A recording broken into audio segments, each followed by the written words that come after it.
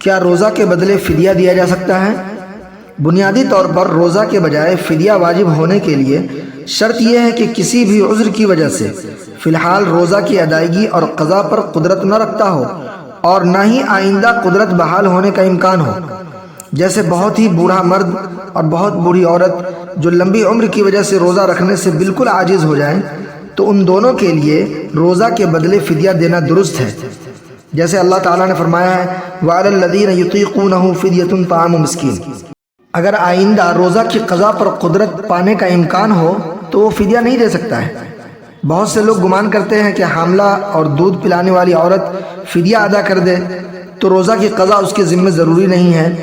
اگرچہ قضا کرنے کی قدرت رکھتی ہو۔ یہ گمان سراسر غلط ہے۔ حاملہ اور دودھ پلانے والی عورت اگر رمضان کے بعد روزہ رکھنے پر قادر ہو گئی تو ادا کیا ہوا فدیہ روزہ کی طرف سے کافی نہیں ہوگا، بلکہ وہ باطل ہو جائے گا اور روزہ کی قضا کرنی ہوگی۔ یہی حکم تمام معذور لوگوں کا بھی ہے، یعنی روزہ کی قضا پر اگر آئندہ قدرت ہو گئی تو فدیہ دینا کافی نہیں ہوگا، بلکہ ان کے لیے قضا کرنا ہی لازم ہوگا۔ ہاں، اگر کسی کے ذمہ رمضان کے روزوں کی قضا باقی تھی اور سالہ سال گزر گئے اور قضا نہیں کیا، اب بوڑھا ہو گیا،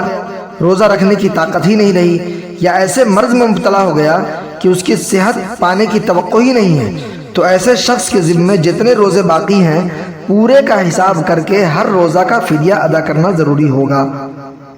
اور اگر اتنا غریب ہو گیا کہ فدیہ ادا کرنے کی بھی طاقت نہیں رہی تو اللہ تعالیٰ سے استغفار کرتا رہے، ہمیشہ استغفار کرتا رہے، اور مرنے سے پہلے جتنا ہو سکے فدیہ ادا کرے۔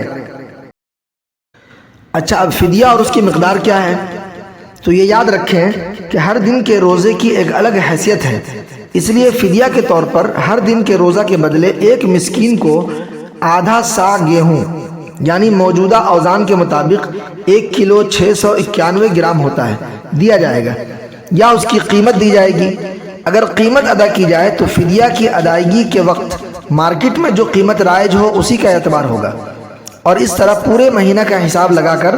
مجموعی طور پر گیہوں یا اس کی قیمت ادا کی جائے گی۔ اگر گیہوں یا اس کی قیمت دینے کے بجائے مسکین کو کھانا کھلانا چاہیں تو ہر روزہ کے بدلے ایک مسکین کو 2 وقت پیٹ بھر کر کھانا کھلانا ہوگا۔ فدیہ کے بارے میں حدیث شریف میں وارد ہے، عن ابن عمر عن النبی صلی اللہ علیہ وسلم قال من مات وعلیہ صیام شہر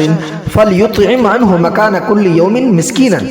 حضرت عبداللہ ابن عمر رضی اللہ عنہما سے روایت ہے کہ نبی کریم صلی اللہ علیہ وسلم نے فرمایا، کوئی شخص مر جائے درحال کہ اس کے ذمے رمضان کے روزے ہوں تو ہر روزہ کے عوض ایک مسکین کو کھانا کھلائے، یعنی اس کا وارث کھلائے۔